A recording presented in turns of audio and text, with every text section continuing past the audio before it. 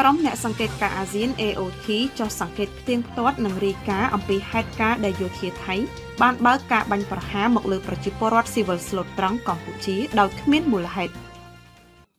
លោកជំទាវឧត្តមសេនីយ៍ឯកម៉ាលីសុជាតាអ្នកនាំពាក្យក្រសួងការពារជាតិនៃព្រះរាជាណាចក្រកម្ពុជាសូមជម្រាបជូនសាធារណជនអ្នកសារព័ត៌មានជាតិនិងអន្តរជាតិមេត្តាជ្រាបថា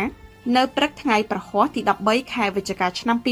2025វេលាម៉ោង 10:20 នាទីក្រុមការងារសម្របសម្រួលអ្នកសង្កេតការណ៍របស់ក្រសួងការពារជាតិនៃព្រះរាជាណាចក្រកម្ពុជាបានសម្របសម្រួលជូនក្រុមអ្នកសង្កេតការណ៍អាស៊ាន AOT ចុះសង្កេតការណ៍ផ្ទៀងផ្ទាត់និងរាយការណ៍អំពីហេតុការណ៍ដែលយោធាថៃបានបើកការបាញ់ប្រហារមកលើប្រជាពលរដ្ឋស៊ីវិលស្លូតត្រង់កម្ពុជាដោយគ្មានមូលហេតុចំនួន2លើក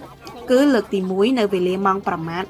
15:50 នាទីនិងលើកទី2នៅវេលាម៉ោង 17:54 នាទីល្ងាចនៅក្នុងភូមិព្រៃច័ន្ទឃុំអូបីជាន់ស្រុកអូជ្រៅខេត្តបន្ទាយមានជ័យដែលបង្កឲ្យប្រជាពលរដ្ឋស៊ីវិលកម្ពុជារងរបួសសរុបចំនួន3នាក់និងបាត់បង់ជីវិតចំនួន1នាក់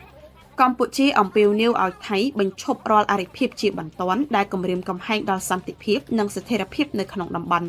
ទន្ទឹមនេះកម្ពុជាអំពាវនាវឲ្យភាគីថៃងាកមកគោរពកិច្ចព្រមព្រៀងបទឈប់បាញ់សេចក្តីថ្លែងការណ៍រួមស្តីពីកិច្ចព្រមព្រៀងសន្តិភាពនិងកាតព្វកិច្ចទាំងឡាយនៅក្រោមច្បាប់អន្តរជាតិឲ្យបានម៉ឺងម៉ាត់ស្មោះត្រង់និងដោយសុឆន្ទៈពិតប្រាកដ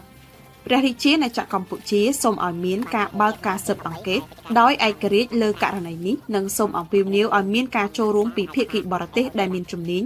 ដើម្បីស្វែងរកការពិតការទទួលខុសត្រូវនិងផ្ដល់យុត្តិធម៌ជូនប្រជាពលរដ្ឋដែលរងគ្រោះដោយសារការបាញ់ប្រហាររបស់យោធាថៃមកលើប្រជាពលរដ្ឋស៊ីវិលស្លូតត្រង់កម្ពុជាកាលពីម្សិលមិញនេះក្រសួងការពារជាតិសូមបញ្ជាក់ជំហរសារជាថ្មីម្ដងទៀតថាកម្ពុជាប្រកាន់ខ្ជាប់នូវការដោះស្រាយជម្លោះដោយសន្តិវិធីស្របតាមច្បាប់អន្តរជាតិក៏ដូចជាសិទ្ធិសញ្ញាអនុសញ្ញានិងកិច្ចព្រមព្រៀងដែលមានស្រាប់ហើយប្រឆាំងនឹងការគំរាមឬការប្រើប្រាស់កម្លាំងសម្ដៅស្វែងរកដំណោះស្រាយមួយដែលយុត្តិធម៌ត្រឹមត្រូវយូរអង្វែងនិងស្របតាមច្បាប់អន្តរជាតិ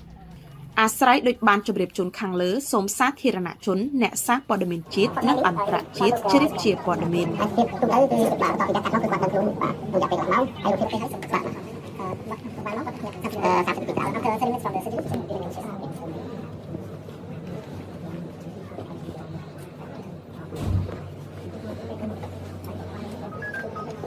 có nhân viên này,